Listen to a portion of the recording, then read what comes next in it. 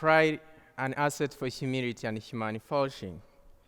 Growing up, as most of you, if not all of you, our parents, our friends, or anybody who cared about us told us how proud they are of us whenever we achieved something great, even if sometimes that thing may not be as great as described. At some point, we told ourselves, we usually say, hey, I'm proud of myself, whenever I achieved something that seemed impossible or hard had we not put extra efforts. I'm not against our families, our friends, or anybody for appreciating and celebrating our achievements. In fact, I'm proud of myself for having made it to Wesleyan, one of the best liberal arts colleges in the country. However, the word proud, as it has been told to us since childhood, carries a heavy part of our mind that drives us in everyday activities. To me, pride has become an asset. In many definitions of pride, the one that caught my attention was, pride is a high, especially an excessive opinion of one's own worth or importance that may lead to a rise of superiority over others, inordinate self-esteem. I'm not here to teach you English. As you can understand, my accent is not the best to do the job. What I want to draw our attention today is, how can we use our asset, pride, not for superiority purposes, not for inordinate self-esteem, but for humility and flourishing and developing others in this world where individualism has seemed as the only way to survive. Today I want to share my experience with the pride, what it meant to me and what it meant to other people around me. This story dates back in 2015. I tried to make it sound as if it was 100 years ago. In this year, my dad was jailed as he waited for his trials. My dad was the source of school fees to me and my siblings. My dad had 2 wives, my mother being the secret one. That meant legally we did not exist until he decided to recognize us in 2017.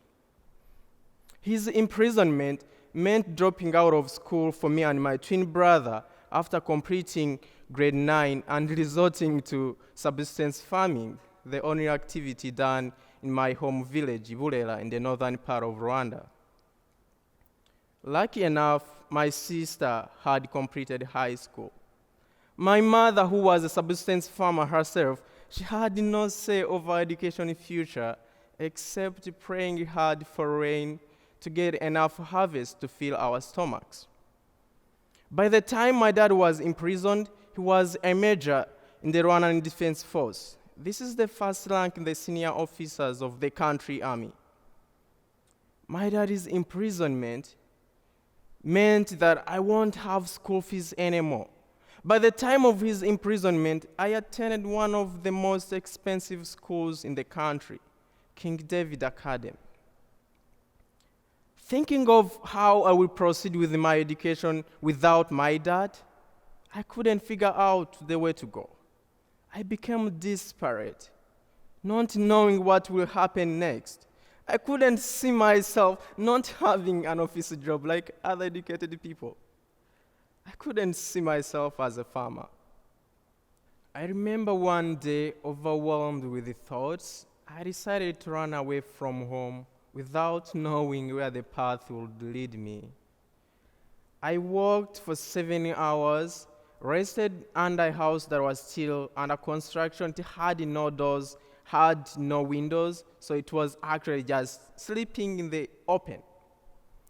The following day, I walked for 14 hours non-stop from Nemba to Musanze. With my legs soaring, I decided to call my aunt. My aunt sympathized with me, and she asked me to take a rest at her place for a night. The following day, she forcefully boarded me on a bus to go back home. Being in grade 9, subsistence farming wasn't an option for me. Subsistence farming was for people who did not go to school.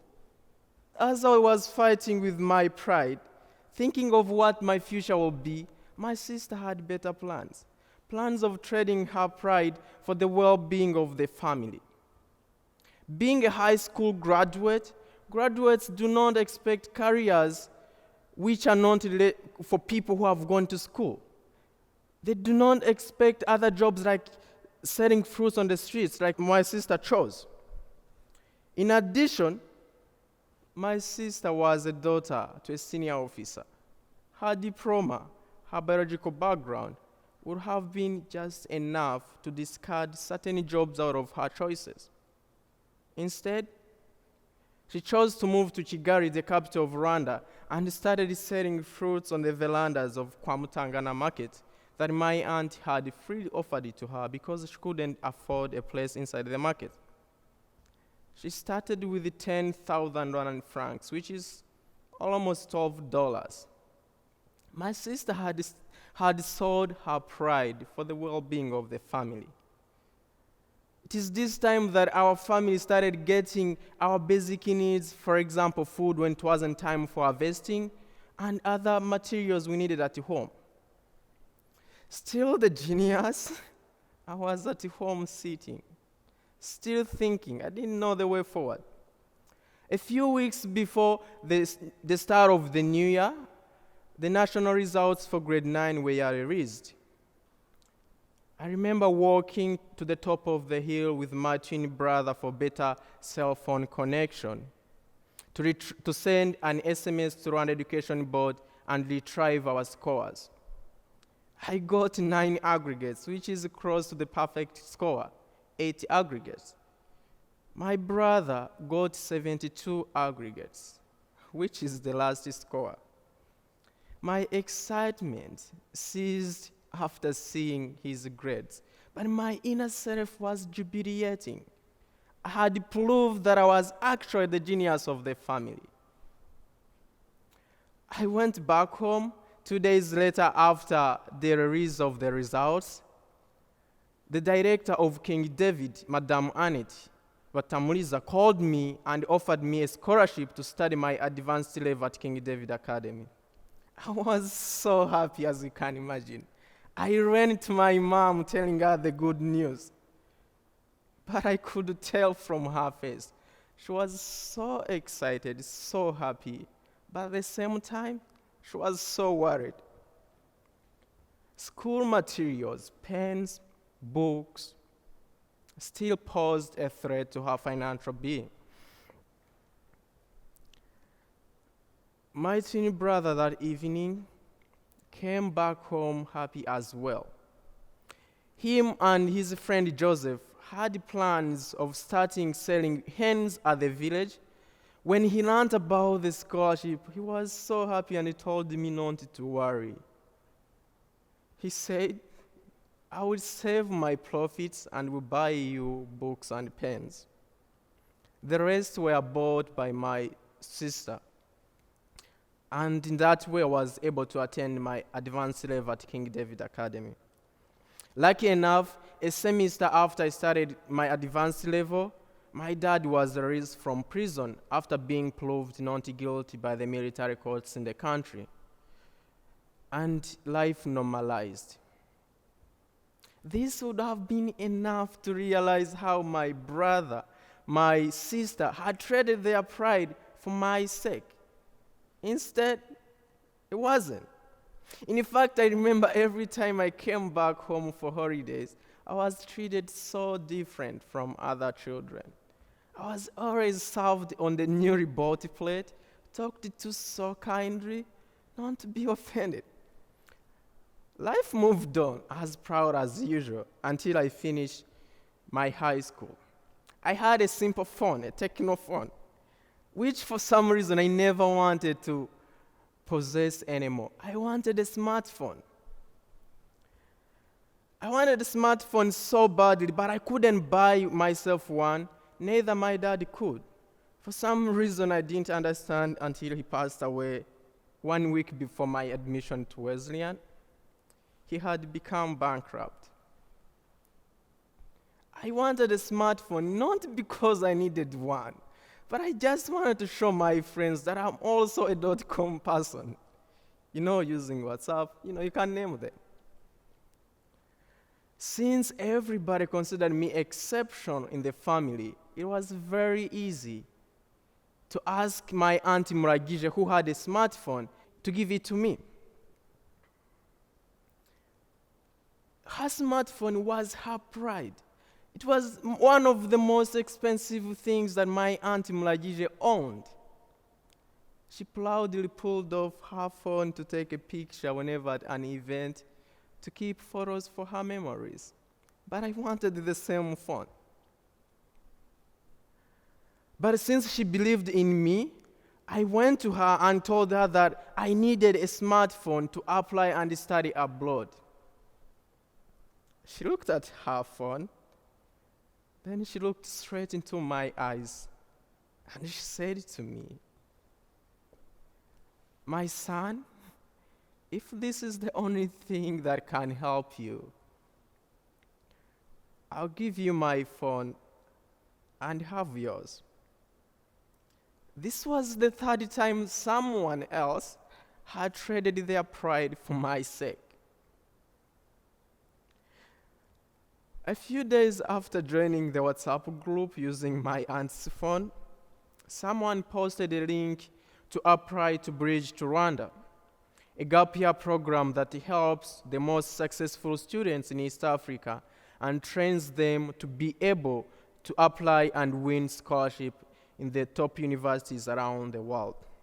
This was my journey to Wesleyan. It had started with a smartphone from my aunt. It was later during this gap year program, when we were studying about peace and humility, that I sat down to think and reflect about my life. What are the sacrifices that people have made for me to be where I was at that point? It is at this time that I realized how different people use their assets, pride.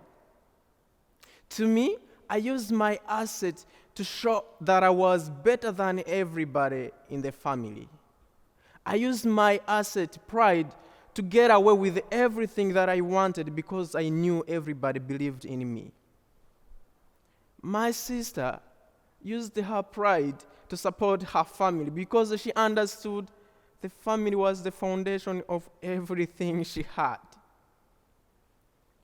My twin brother, though he passed away last year, he used his pride to support his brother. I remember at some point, he usually jokingly called me Petit Frere, though he's just hours older than me. To my aunt Muragije, she used her pride to support me because she believed her smartphone could be a successful path for someone. During the pondering process, I realized that actually the people the society had labeled inferior to me, these are the people who supported me. In my family, at least, my siblings were considered less genius, maybe academically. To the economics of Rwanda, Muragije belongs to the poorest economic class, like the lowest economic class. So to the country, she's nobody, but she's someone who had a vision of supporting me. We are sitting home because we can't travel due to the world pandemic. This year, to me, has been a taste to how different people use their asset, pride. People have enough wealth and they have enough means to travel to whatever place they want, but they have chosen to stay at home to serve the rest of us. There are some people who are at the great risk of being infected by the virus, but the same people, they have chosen to work as frontline workers, first responders, to help deliver our necessities to us. In this world driven by economic competition, we always attribute every success to our own selves. Yes, we work so hard to achieve what we have.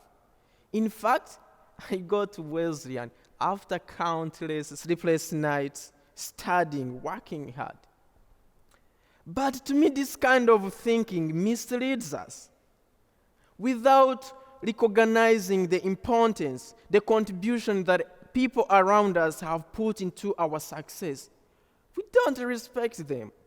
We don't treat them equally because we have no reason to. But if you give it a second thought, if you have a car, we're just coming out of the winter season. If you have a car, you are able to drive safely because somebody cleared the snow out of the way. If you are sitting in an office, you're sitting comfortable because somebody came before you to prepare for your comfort. Think of the janitors. Think of the store workers. These are the people who are not millionaires. Sometimes the society have labeled them inferior to us. But if you give it a second thought, these are the same people that are the backbone of the society. Without them, we can't survive. So if we give it a second thought and understand that, yes, I'm proud of my achievements. I'm proud of what I have achieved so far. But you recognize that it's not you alone. It's about the people around you who have helped you to succeed.